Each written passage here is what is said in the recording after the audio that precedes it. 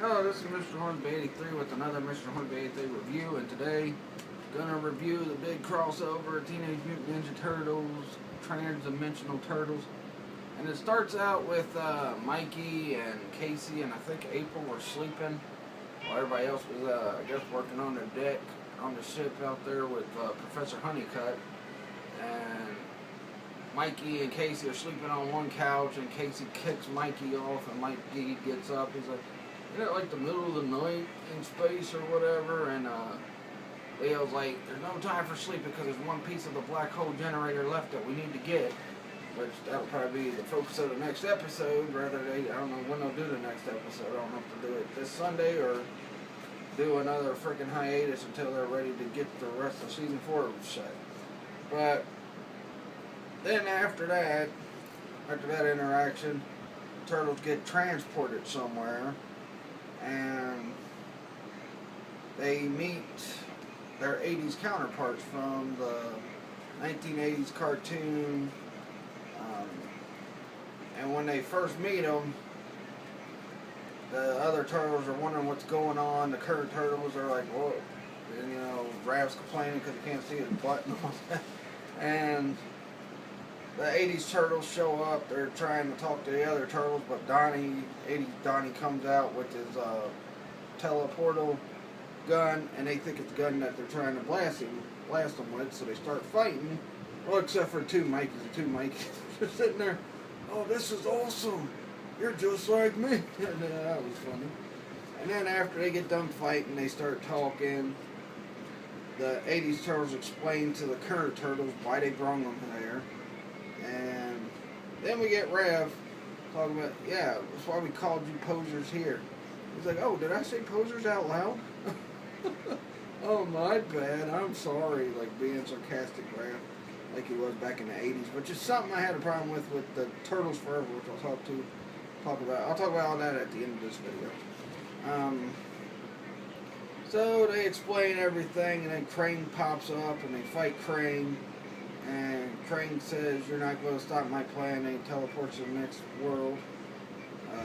Because he get ready to try to throw one of his trans-dimensional things at the turtles, I think. And they got it. And then Crane goes to leave, and then I also forgot to mention Rob Paulsen interacting with both turtles he's playing. He had Donatello from the current show and Raphael. He goes up to Donatello. He's like, "Hey, Gaptooth, why you sound so weird?" Donatello's like, "I sound weird. Have you listened to yourself lately?" Which is pretty funny. And then now back to Crane. He escapes to the 3D world where 80s Raph tries to stop him, and he's like, throws his grappling hook. He's like, "Let the real Raph deal with this," which was pretty funny. Then after that, they all talk and they go to stop. So they go back to their world to try to stop Crane, and I think this is where they got the train. They got the transdimensional porter thing at their Channel 6 News, which I'll get into the convenience of that throughout the episode. So they go, they stop him, they get that thing. They take it back to the lab because current Donnie says we have to experiment it. So they were going to go experiment it, but while they were going to the home, Raph was making motions, and then you see the letter saying, "You guys stay out of sight right now. We're going in here to get this examined." And when they get in, Splinter shows up. First time this season we've seen Splinter other than the hologram things on this ship. And the turtles run out, gave him a big old hug because he said, "Guys, you're back so soon? You just went out on duty not too long ago." Gave him a big old hug, and he's kind of confused on why they're hugging him. And then he sees the 80s turtles, and he asks what's going on, and then Donatello explains it, and then all the turtles start acting crazy. Raph's act crazy, the Mikeys, the Leos, and Splinter says, "Enough!" And they all stop, and 80s Leo's like, "Man, your Splinter's strict and super tall," or something like that. Which is kind of funny because I've made jokes numerous times about how tall Splinter is on this show. I mean, The other shows he was tall, but not like gigantic like he is. And this is like, looks like he's like 7 foot tall or something. And he's like, and so Leo and him go into his room. Leo was gonna tell him what happened, but then Donatello starts screaming out and explains that we need to stop the rest of these. And then the 80s Donnie, he says, well, I've located the other one, well, the other two, and they go back to the 80s world. But before they get back to the 80s world, they get stopped by Krang and Krang Prime, which a big reveal there was that apparently Krang Prime turns out to be the cousin of Krang from the 80s show, which made no sense. I mean, I guess it's a way to get them two linked together, but it made no sense why they did that. They could have just said, oh, yeah, I searched this dimension and I found this brilliant Krang like me, because primarily the main leader of the Krang is pretty much Krang Prime, yeah, or not Krang Prime, Krang Subprime. I keep forgetting.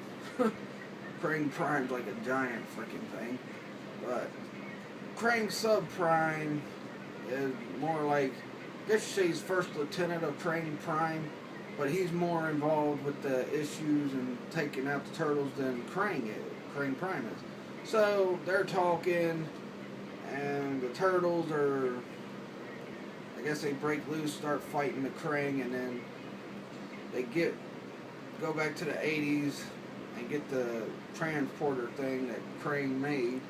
And ironically enough, it was at the 80s Turtles Channel 6 News. And actually, this is the first time in the current show that we've seen Channel 6 News. So then they get it there, and then Donatello says, well, we found the other one. Or Krang and Krang Prime come through. They were getting ready to fight him, and Krang's like, well, you're not going to find my other one. It's in the primary Turtles area, which the 80s Donatello finds it. Him and the current Donatello go there, and you do see the Turtles, Turtle Prime, like you did in the crossover between the 2003 and 80s one, which I'll get into that at the end of the video. But, so then they go, and the Turtles Prime, they don't talk this time. They just chase the two Donnies, and then they get their Channel 6 News, get the thing, and get out of there. And then the Turtles Prime look like they're confused. Like, what just happened? But, you know, like I said, they don't say nothing. So they get back to the time. Actually, I think Krang Prime sends them back to the current dimension, or the 3D dimension, as they called it.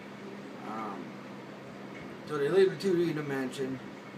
They fight Krang and Krang Prime. And then the Turtles talk, and then Krang talks about his plan was to destroy all the Turtle universes, which Krang Prime jumps his case, which that's the only flaw with that episode, and I'll get into that more in a few. But jumps his case and says, I sent you to the two-dimensional world because you're incompetent, this and that. And then he sends him back to the 2D dimension. And then they fight Krang Subprime, and they send him into Turtle Prime Land, which I'm sure he'll be back by the end of Season 5, or Season 4. Keep forgetting Season 4, Season 5 will be next. Then after that, they talk, throughout the thing, when the 80s Leo kept saying Turtle Power, the current Leo kept saying, enough with the Turtle Power. So, that was pretty funny. Raph throughout the whole episode, the 80s Raph kept saying, let the real Raph handle this, this and that, so that was pretty funny. And so after they stop Krang and Krang Prime, the 80s Turtles go back to their lair. Leo finally says Turtle Power, and they go back, it ends, and pretty much that was the end of the episode. I'll give my rating in a minute. And I really liked this episode. I think they did the 80s Turtles better. I know the creators of the comic and that, they were involved in producing the 2003 one, and they weren't happy with the 80s one because that's not what their vision was. But because it was on ABC, it was either ABC or CBS. They had to switch things. They had to switch foot soldiers. Had to switch it to be more lighthearted and cartoonish. And with the 2003 one, it got a little darker. There was still that humor in that. And they treated the 80s Turtles a lot better in this one.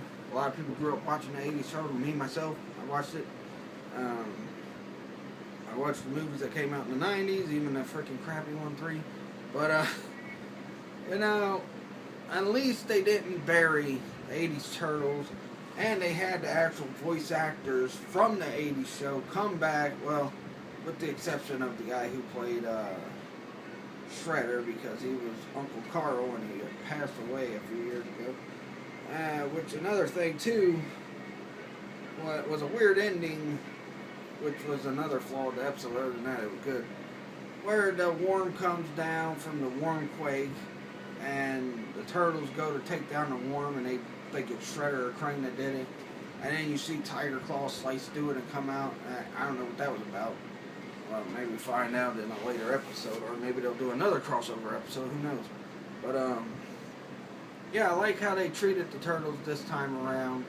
And this time, they didn't get transported to the current Turtles time like in the 2003 version. Well, actually, the movie came out in 2009. They summoned the current Turtles because they needed help with Krang. And, then, I didn't like how Krang Prime basically buried Krang. But especially with the fact, oh yeah, the joke about Megan Fox, I also like that too, because the movie's coming up soon. And, which Krang Prime made it. Made the joke. Or Subprime, I gotta remember. Subprime. But you see more Krang Subprime than you do Prime. Yeah, overall it was a good episode. I'm glad they didn't bury the Turtles this time. I wish the guy who played Shredder, which was Uncle Carl from Fresh Prince, wouldn't have passed away. It would have been nice to see the two Shredders probably interact. The darker Shredder with the more lighthearted Shredder. But they kind of did that with the 2003 80s crossover. Also, Krang's plot from the 80s cartoon was a lot similar to the Utrom Shredders in the Turtles Forever movie, which is something that I thought they shouldn't have done. They should have had Krang have some kind of different plan, but I don't know. But overall, I'm gonna give the episode 4 out of 5. It was a good episode. I like the fact the Turtles didn't get buried. The Turtles I grew up watching. I liked this current show. I liked the 2003 show. I just didn't like how it was handled when they did the Turtles Forever crossover. So that'll do it for this video. My next video, I'm going to talk about, because there's been a lot of rumors about this, and I don't know if they're planning it or not. I'm going to talk about what should happen if WWE does decide to do a brand split again. But that'll be Wednesday, and then Thursday, I don't know what I'm going to do. Then Friday I'm going to do a prediction of WrestleMania. Also, that same night, actually that same day, I'm going to space them out. And then I'm going to do the roundtable discussion about TNA, talk about the Bobby Roode situation and the Eric Young situation, and what I feel about that. So until then, please like this video, leave a comment, subscribe for more. Follow me on my Facebook fan page, Mr. Hornsby83 Topics. Follow me at Twitter at Mr. Hornsby83. And until, I guess, Wednesday or Thursday, peace out.